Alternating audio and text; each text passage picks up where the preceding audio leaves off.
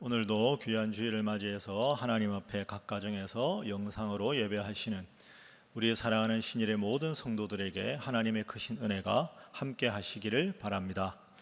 자, 우리 함께 인사하겠습니다. 바로 믿고 행복한 우리 모두 다 같이 아멘 할렐루야. 교회 소식 알려드리겠습니다. 주보 참조하시기 바랍니다. 영상으로 예배를 드리고 있습니다. 교회 홈페이지 참조하시고 또는 유튜브에서 신일교회 약수동 검색하셔서 주일 예배뿐 아니라 새벽 기도회, 청년부 예배, 그리고 교육부 예배 영상까지 잘 참조하시기 바랍니다.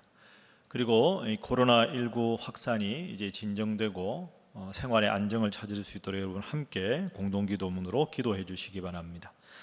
각 교구의 긴급 기도 제목, 특별한 신방 사항이 있으신 분들은 지금처럼 계속해서 알려주시기 바랍니다. 다음 세대 교육부 주일 예배 그리고 온라인 헌금 안내는 주보 참조하시고요.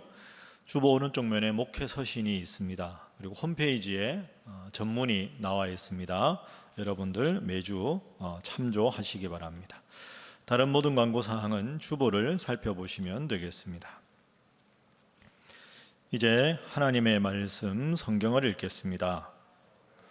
오늘 이 예배를 위해서 우리 하나님 주시는 말씀은 신약 성경 에베소서 1장 20절부터 23절까지의 말씀입니다.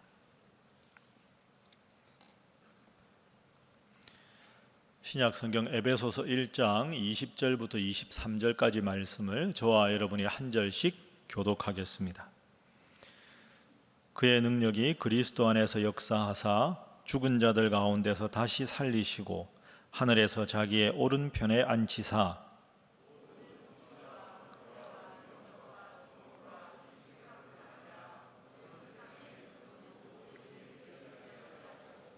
또 만물을 그의 발 아래 복종하게 하시고 그를 만물 위에 교회 머리로 삼으셨느니라. 교회는 그의 몸이니 만물 안에서 만물을 충만하게 하시는 이의 충만함이니라. 아멘. 지난 4월 19일 정부는 국무총리를 통해서 종교시설 등 4대 밀집시설에 대해서는 현재 방역 지침 준수 명령을 유지하되 운영 중단 강력 권고는 해제하겠다, 이렇게 발표를 했습니다. 이 발표에 맞추어서 본교회 당회는 정부에서 제시한 방역수칙을 잘 지키면서 앞으로 조만간 일정을 정해서 예배당에서 예배를 다시 드리기로 하였습니다. 그때가 언제가 될 것인가에 대해서는 여러분들에게 따로 공지를 하도록 하겠습니다.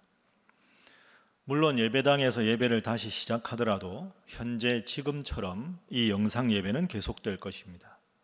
더 정확하게 말씀드리면 앞으로 코로나 사태가 상당 부분 안정될 때까지 주일 예배는 현재 영상 예배와 예배당 예배를 병행하게 될 것입니다.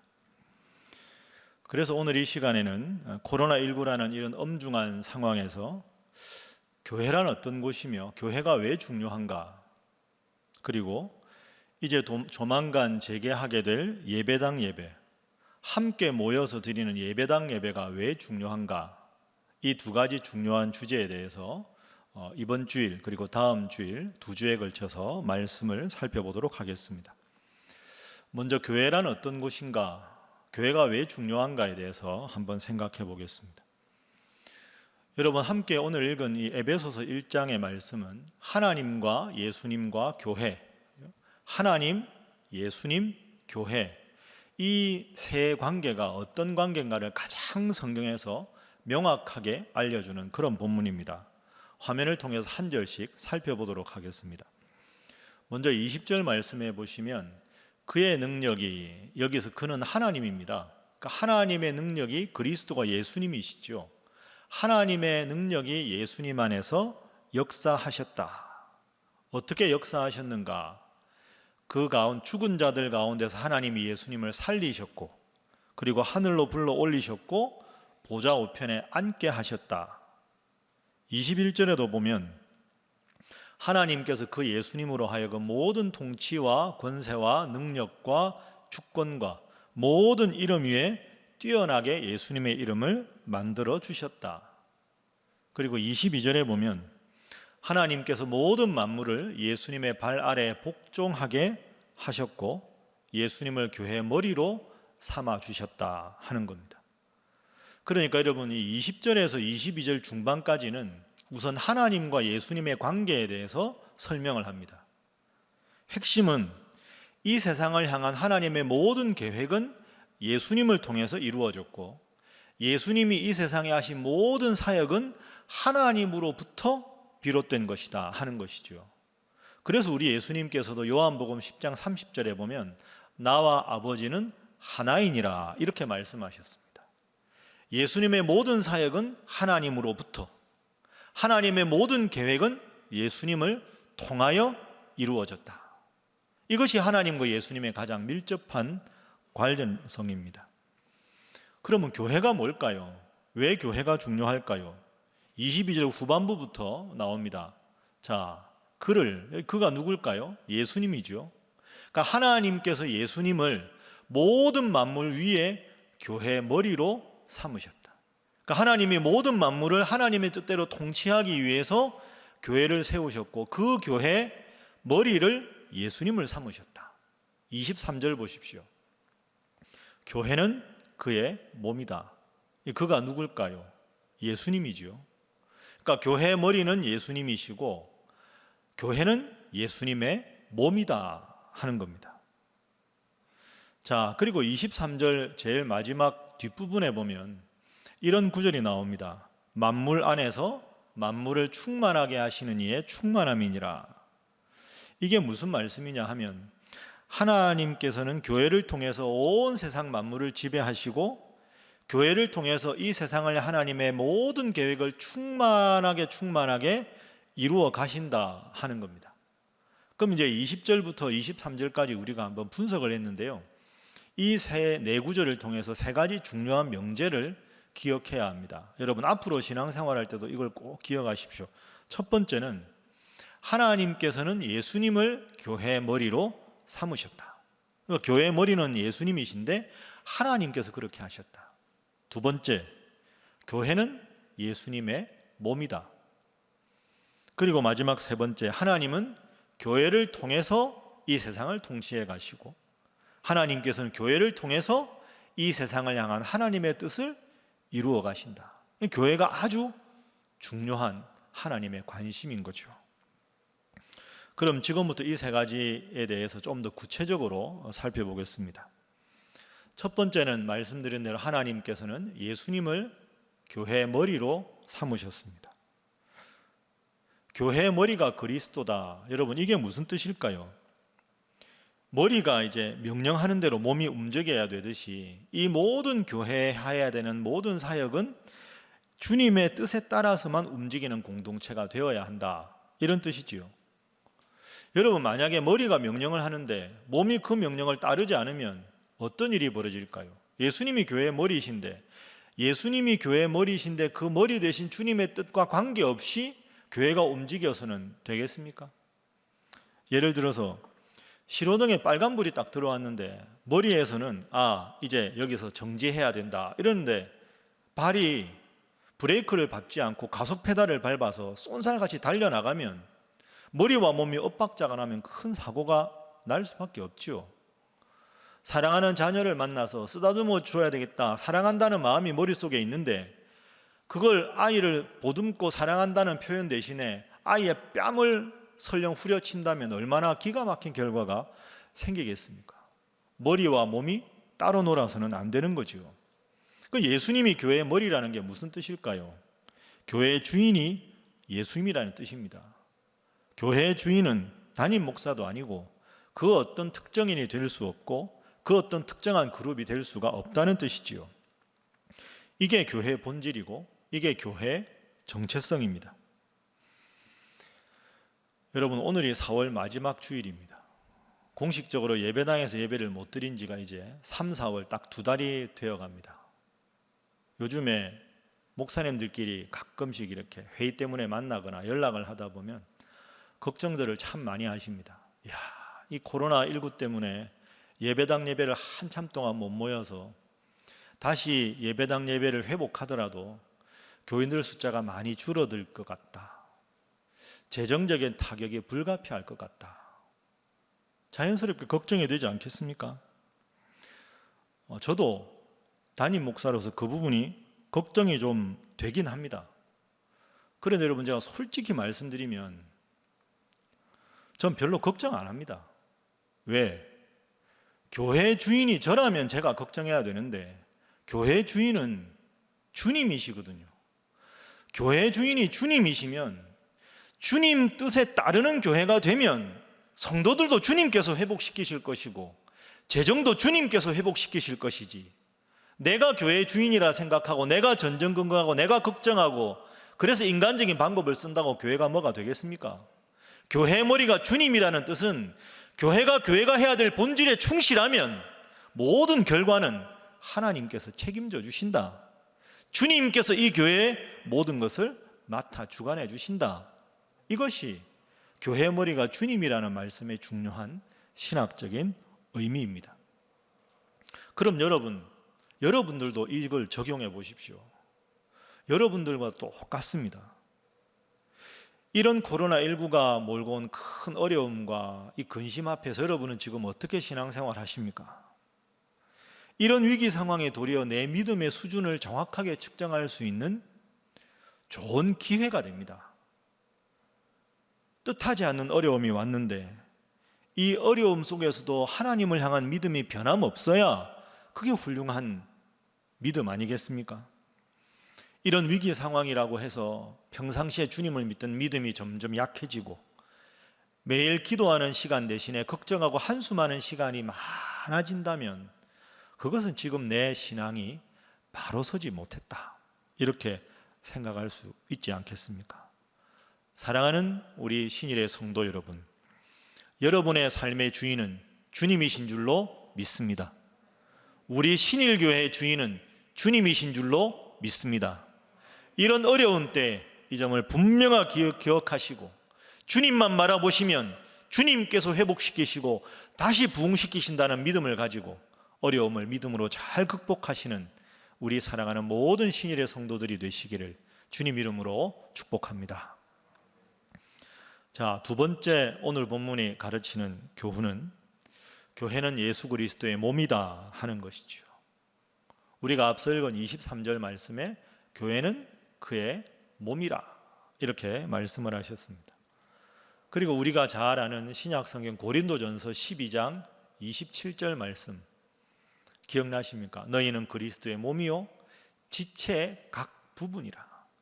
우리가 주님의 몸인데 손의 역할을 하는 성도도 있고 발의 역할을 하는 성도도 있고 다 지체의 역할을 잘 감당해서 한 몸을 이루어야 한다, 이런 말씀의 뜻이지요. 그러니까 첫 번째 명제, 교회의 머리가 그리스도다 하는 것은 주님께서 명령하시고 원하시는 대로 교회가 가야 된다, 이런 뜻이고요. 두 번째, 교회는 그의 몸이다, 우리 온 성도들은 그 몸의 지체다 하는 말씀은 교회의 구성원인 성도들끼리 서로 사랑하고 교제하고 화목하게 한 몸을 이루고 신앙생활해야 한다, 이런 뜻입니다. 몸이 하나인데 눈은 바로 보고 귀는 바로 듣고 발은 바른 걸음으로 걸어가고 그래야 이게 엇박자가 없이 한 몸이 될 수가 있는 것이지요. 그래서 교회는 눈의 역할을 하는 분, 코의 역할을 하는 분, 팔의 역할을 하는 분 다 다르지만 한 유기적인 조화로운 한 몸을 이루어야 된다, 이런 뜻에서 교회를 집단이라고 하지 않고 공동체라고 하는 겁니다. 여러분, 교회 공동체라는 말은 주님의 한 몸을 서로 협력하면서 이룬다, 이런 뜻이 되지요. 공동체라는 단어가 영어로 커뮤니티입니다. 커뮤니티. 그런데 그게 원래 라틴어에서 나왔습니다. com이라는 단어는 원래 함께라는 뜻입니다. 그리고 뮤니티라는 말은 원래 라틴어 무누스에서 나왔는데 저 무누스는 선물이라는 뜻입니다. 그러니까 함께 선물, 이게 공동체라는 커뮤니티라는 단어의 어원이죠. 그럼 교회가 공동체라는 말은 뭘까요?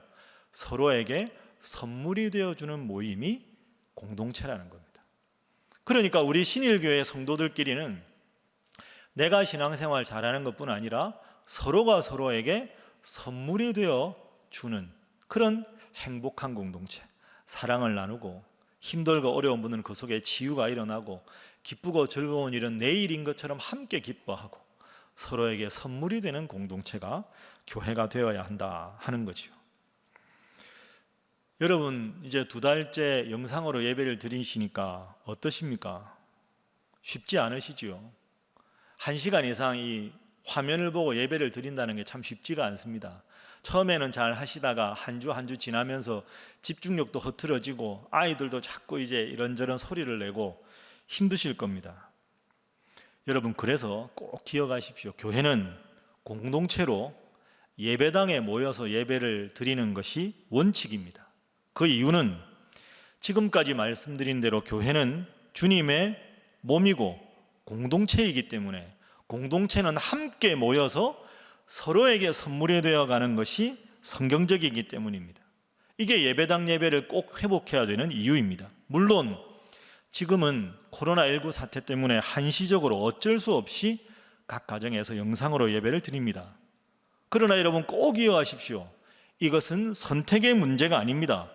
원칙의 문제입니다. 그래서 앞으로 이 코로나19가 통제 가능한 상황이 되고 여러분들의 상황이 개선이 되면 여러분들 모두 예배당에 나와서 예배를 드리셔야 합니다. 그게 성경적인 겁니다. 성경 말씀을 예를 들어 볼까요? 히브리서 10장 25절 말씀에 보면 모이기를 피하는 어떤 자들의 습관과 같이 하지 말라. 더욱 열심히 모이기에 힘쓰라. 힘써 모여 예배하라. 이렇게 말씀하셨습니다. 우리 예수님도 마태복음 18장 20절에 보면 두세 사람이 내 이름으로 모인 곳에는 나도 그들 중에 있느니라. 함께 모여 공동체로 하나님 앞에 예배하라. 이것이 주님의 명령입니다. 여러분 그래서 다시 한번 강조해서 말씀드립니다. 영상 예배는 지금의 재난 때문에 한시적으로 드리는 것입니다. 그래서 영상 예배는 결코 권장할 만한 것이 아닙니다. 교회는 공동체로 예배당에서 함께 모여 예배하는 것이 원칙입니다. 이 점을 우리가 깊이 새겨야 합니다. 지금 예배를 드리는 여러분들이야 그렇지 않으시겠지만 혹시라도 이 영상 예배가 고착화가 돼가지고 주말에 무슨 행사가 있다고 또 어디 가족별로 놀러 가게 되었다고 교회 가서 예배 드리는 게 너무 번거롭고 시간이 아깝다고 그냥 집에서 아니면 차 타고 가다가 뭐 적당하게 영상으로 예배 드리면 되지 뭐 그건 분명히 잘못된 겁니다. 그렇게 되지 않도록 여러분 열심히 기도하셔야 합니다. 이제 마지막 3번째입니다. 하나님은 교회를 통해서 세상을 통치하시고 세상을 향한 자신의 뜻을 이루어 가신다. 이것이 가장 교회가 필요한 이유입니다. 여러분 역사적으로 보면 큰 흑사병이나 전염병이 돌면 교회 사람들이 꽉꽉 찼습니다. 왜? 눈에 안 보이는 이 바이러스 때문에 사람들이 죽어나가니까 이 두려움 앞에서 할 수 있는 것이 아무것도 없구나 느끼니까 하나님께 나와서 예배드리기 위해서 예배당마다 꽉꽉 차는 일이 역사적으로 있었습니다. 그런데 이번에는 어떻습니까? 참 안타까운 현실이죠. 교회로 가자! 이게 일반인들의 생각이 아닙니다. 교회여 제발 모이지 말아달라! 이게 지금 우리나라에 만연한 그런 현상입니다. 그래서 이게 아주 성경적으로나 한국교회 입장에서는 중요한 겁니다. 큰 어려움이 있으면 교회로 몰려들던 사람들이 제발 교회야 모이지 말아달라. 여러분 이게 참 가슴 아픈 현실이지요. 왜 이런 현실이 생겼을까요? 여러 가지 분석이 가능하겠지요. 그러나 그 중에 분명한 것은 주님을 믿지 않는 사람들이 주님을 믿는 우리 성도들과 교회를 바라보는 시각이 호의적이지 않다는 겁니다. 그건 우리가 분명히 인정해야 하겠지요. 그리고 이에 대해서 교회의 책임도 사실 큽니다. 교회 지도자들이 좀 더 바른 자세를 가졌더라면 하는 안타까움도 있고 교회 공동체 구성원인 우리가 주님 원하시는 대로 세상의 빛으로 소금으로 살아가지 못했구나 하는 주님께 대한 회개와 안타까움도 우리 속에는 있어야 합니다. 그런데 여러분 그럼에도 불구하고 꼭 기억하실 게 있습니다. 우리가 잊지 말아야 할 것이 있습니다. 하나님은 교회가 아무리 부족해도 교회를 통해서 세상을 통치하신다는 겁니다. 그게 오늘 본문에서 말씀하시는 교회에 대한 가장 중요한 교훈입니다. 그래서 교회는 사회보다 더 높은 도덕성을 지녀야 합니다. 교회와 세상은 다르다 하는 차원을 넘어서 하나님께서 교회를 통해 일하실 수 있도록, 교회를 통해서 이 만물이 하나님 원하시는 것으로 변화될 수 있도록 교회의 거룩한 본성을 우리가 회복해야 하는 이유가 여기에 있습니다. 물론 이게 쉽지 않습니다. 쉽지 않기 때문에 우리가 더 겸손하게 기도해야 하고 성령 하나님을 의지해야 하겠지요. 여러분, 아까 우리 장로님 기도하신 대로 지난 주간이죠. 수요일 4월 15일에 우리는 제21대 국회의원 선거를 치렀습니다. 개표 방송이 시작될 때 저도 결과가 궁금해서 개표 방송부터 밤늦게까지 시청을 했습니다. 그런데 출구조사 결과가 딱 나오자마자 모든 방송사 카메라가 각 정당에서 결과를 기다리는 그 분들의, 정치인들의 모든 화면에 그게 가득 찼었습니다. 하나만 제가 예를 들어 보겠습니다. 화면 한번 보시죠. 이 시각 상황실, 이게 이제 딱 출구조사 결과가 딱 발표될 때 우리가 아는 대표적인 정당들의 정당 사무실에서 개표 결과를 바라보는 그런 장면입니다. 여러분, 저 화면을 보시면 어떤 생각이 드십니까? 저 화면에서 제 눈길을 끈 것은 이 나라의 지도층인 정치인들이 도리어 사회적 거리를 전혀 지키지 않는다는 것입니다. 여당이든 야당이든 제대로 지키는 당이 없습니다. 코로나19 사태 확산을 막기 위해서 온 국민은 사회적 거리 두기를 노력하고 있는데 정치 지도자들은 다들 개표 방송에서도 전혀 지키지 않고 있습니다. 심지어 자세히 보시면 마스크조차 안 쓴 정치인들도 보입니다. 사실 이번 투표 전 선거운동 기간에도 정치인들이 유세를 하면서 이곳저곳 다니면서 맨손으로 악수하는 것, 여러분 방송사 영상을 통해 많이 보셨을 겁니다. 사실 국민들은 생업을 포기하다시피 하면서 코로나19의 확산을 막기 위해 노력하고 있는데 절박하기로 하면 국민들이 절박하지 국회의원들이나 예비 국회의원들이 더 절박하겠습니까? 정치인들이 다 같이 선거운동을 할 때 지켜야 될 약속을 지키고 우리 다 같이 사회적 거리두기를 우리부터 실천해서 선거운동을 합시다. 여야가 그렇게 합의하고 했었다면, 그 모습이 뉴스를 통해 전달되었다면 생업 때문에 힘들고 어려운 국민들이 그래도 지도자를 보면서 우리도 저렇게 동참하자, 아이들이 텔레비전을 보면서 저 어른들을 우리가 본받아야 되겠다, 이런 느낌이 들지 않았겠습니까? 저도 사실 그동안에 일부 교회들이 정부의 지침에 반발하는 것은 현명하지 못했다고 생각합니다. 그러나 동시에 법은 누구에게나 공평하게 적용되어야 합니다. 거기에는 정치인도 종교인도 예외가 없습니다. 지금도 교회가 요구하고 국민들이 요구하는 것은 사회적 거리두기의 평등이고 정부 지침의 공정한 적용에 있습니다. 또 하나 예를 들어 보겠습니다. 여러분들 중에 이런 생각도 많이 안 해보셨습니까?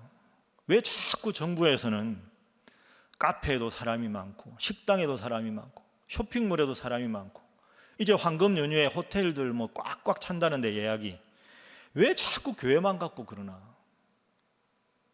일주일에 딱 한 번 모이는 교회 예배가 뭐가 그렇게 문제란 말인가? 이럴 거라면 차라리 우리 신일교회도 처음부터 예배당 예배를 계속 드리는 게 나을 뻔했다, 이렇게 말씀하시는 분들이 계십니다. 일면 충분히 그렇게 생각할 수 있습니다. 그러나 여러분, 바르게 생각하십시오. 교회는 결코 카페나 식당이나 노래방과 동급이 아닙니다. 때로는 교회만 왜 이렇게 예배당 문을 닫고 있는 것 같은 억울한 마음이 드십니까? 그럼 이렇게 한번 질문을 바꿔보겠습니다. 여러분, 교회가 나아야 되겠습니까? 카페가 나아야 되겠습니까? 교회가 나아야 되겠습니까? 식당이 나아야 되겠습니까? 교회가 카페나 식당과 같은 수준이어서 되겠습니까? 이런 재난의 상황에서 우리 기독교인들은 그리고 우리 신일교회 성도라면 한 차원 더 높은 생각을 해야 합니다. 하나님께서 나를 통해서, 우리 신일교회를 통해서 세상을 통치하신다. 이것을 기억해야 합니다. 그렇기 때문에 교회는 사회보다 더 높은 도덕성을 가져야 하는 겁니다. 앞서 말씀드린 대로 교회의 머리는 예수님이십니다. 그리고 예수님께 십자가에 달려 돌아가신 것은 주님을 믿는 사람만 위해서 그렇게 하신 게 아닙니다. 믿음 없는 사람들을 위해서도 예수님 십자가에 죽으셨습니다. 그래서 그들 모두를 사랑하는 마음으로 교회가 더 충실하게 질서를 지켜야 하고, 교회가 다소 억울한 면이 있더라도 더 엄격하게 사회 도덕성을 우리부터 모범적으로 지켜야 하는 것이지요. 그래서 여러분 꼭 기억하십시오. 왜 굳이 교회만? 그게 아닙니다. 교회이기 때문에 그렇게 해야 하는 겁니다. 교회의 머리가 예수님이시기에 교회는 달라야 합니다. 그 주님께서 보이신 모습을 실천하는 것이 교회의 책무이기 때문에 때로는 심지어 정치 지도자들이 규정을 무시하는 일이 있어도 카페나 식당에 아무리 사람이 많아도 억울해하지 말고, 우리가 예수 믿는 사람이니까, 우리가 신일교회 성도니까, 우리의 삶의 기준은 주님이시니까 그 주님 앞에 바른 모습을 보일 때 주님 믿지 않는 많은 분들이 우리 교회의 진정성을 보고, 우리 성도들의 진정성을 보고 정말로 예수 믿는 사람이 다르구나, 신일교회는 참 다르구나, 이렇게 느끼지 않습니까? 사랑하는 신일의 성도 여러분, 저는 여러분이 계셔서 힘이 납니다. 여러분들은 그 어느 성도들보다 훌륭한 분입니다. 그리고 이런 어려움 속에서도 한 마음으로 지금까지 당의 결정에 잘 따라주셔서 정말로 감사합니다. 눈물나게 감사합니다. 여러분이 정말로 자랑스럽고 또 고맙습니다. 사랑하는 성도 여러분, 교회가 세상에서 자랑거리가 되지 못하는 상황입니다. 우리 교회가 기도하면서 예배당 예배를 시작하게 되면 이런저런 말들이 나올 수도 있습니다. 그러나 그 모든 것을 다 고려하면서, 기도하면서, 여러분의 의견도 반영하면서 주님 뜻대로 이 모든 것을 결정할 것입니다. 교회의 머리 대신 주님의 뜻을 따르고 여러분의 의견을 듣고 치우침이 없는 걸음으로 한 걸음씩 한 걸음씩 주님께서 원하시는 바른 교회 모습을 회복하기 위해서 올곧게 그 길을 걸어갈 것입니다. 그런 우리 신일교회가 될 수 있도록 진정한 공동체로 주님 안에 서로 사랑하고 정말로 주님의 말씀 안에 치유와 회복이 일어나는 교회가 될 수 있도록 더욱더 기도하시고 노력하시고 실천하시는 우리 사랑하는 신일의 모든 성도들이 되시기를 주님 이름으로 축복합니다. 이어서 목회서신 제가 읽겠습니다. 여러분도 화면 참조하시기 바랍니다. 교회는 그의 몸이니 9번째 목회서신입니다. 현재 여러분 드리고 있는 영상 예배에 대해서 두 가지를 권면합니다. 첫 번째로, 앞으로 코로나19 사태가 안정기에 접어들 때까지 영상 예배는 말씀드린 대로 계속될 것입니다. 그래서 앞으로 예배당 예배를 다시 시작하더라도 건강상의 이유 등 여러 가지 이유로 주일에 예배당에 나오기가 힘드신 분들은 지금처럼 각 가정에서 영상으로 예배를 드리시기 바랍니다. 둘째로, 아직까지 확진자가 완전히 없어진 것이 아닌데 왜 예배당 예배의 재개를 긍정적으로 검토하느냐고 생각하시는 분들도 있을 겁니다. 그동안 우리 신일교회가 예배당에서 예배를 드리지 않은 이유는 사회의 눈치와 부담 때문이 아니라 생명을 살리는 일에 앞장서는 것이 교회의 사명이기 때문이었습니다. 또한 교회가 사회 속에 존재하기에 우리 신일교회는 앞으로도 신앙의 본질을 분명히 지키되 정부의 지책에 잘 협조하고 또 교회가 해야 할 대사회적인 책임을 잘 감당할 것입니다. 그래서 앞으로 주일 예배당 예배를 시작한다고 해도 그것은 일단 주일 예배에 한정됩니다. 아직 모든 예배와 집회를 다 하기에는 코로나19 사태가 여전히 엄중하기 때문입니다. 그래서 주일 예배당 예배를 조만간 다시 시작하더라도 주일 예배를 제외한 다른 모든 예배와 집회는 기도하면서 코로나19의 진정되는 추세를 보아가며 또 여러분들의 의견을 충분히 반영하여 여러분들과 함께 결정하고 또 알려드릴 것입니다. 두 번째, 당분간 예배당에 못 나오신다고 너무 괴로워하지 마십시오. 이제 앞으로 예배당 예배가 재개되면 당장이라도 예배당에 와서 예배를 드리고 싶으시나 지병이 있어서 면역력이 약해서 아직은 부담스러워서 안 믿는 가족들의 눈치가 보여서 또 다른 여러 가지 이유로 예배당에 나오지 못하셔서 당분간은 영상으로 주일 예배를 드려야 하는 성도들이 많을 것입니다. 그러나 여러분 괜찮습니다. 그 마음 하나님 다 아십니다. 사랑 많으신 하나님께서 너는 왜 예배당에 나오지 못했느냐 이렇게 묻지 않으실 것입니다. 다만 영상으로 예배를 드리실 때에도 예배당에 나오실 때만큼 아니 더한 정성으로 예배를 드리십시오.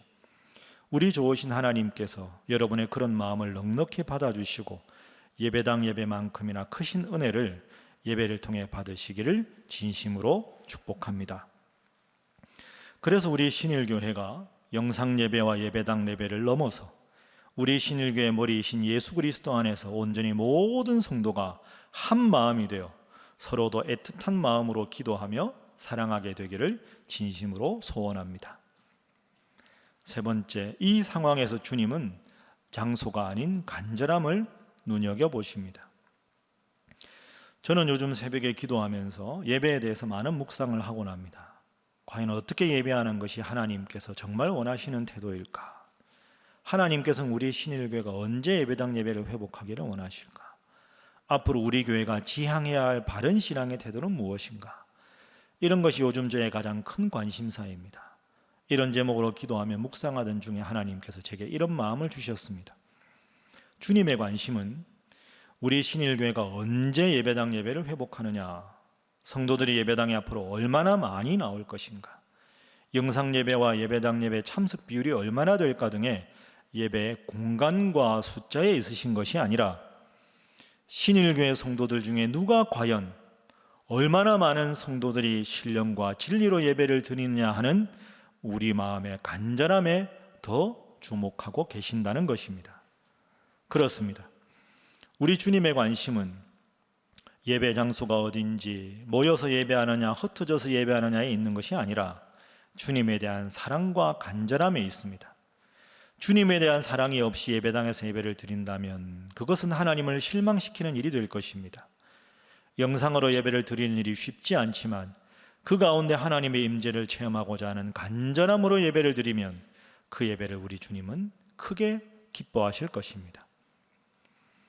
요한복음 4장에는 우리 예수님께서 사마리아의 작은 수가라는 동네에서 홀로 외롭고 한이 서린 가엾은 사마리아 여인을 만나시는 장면을 소개합니다.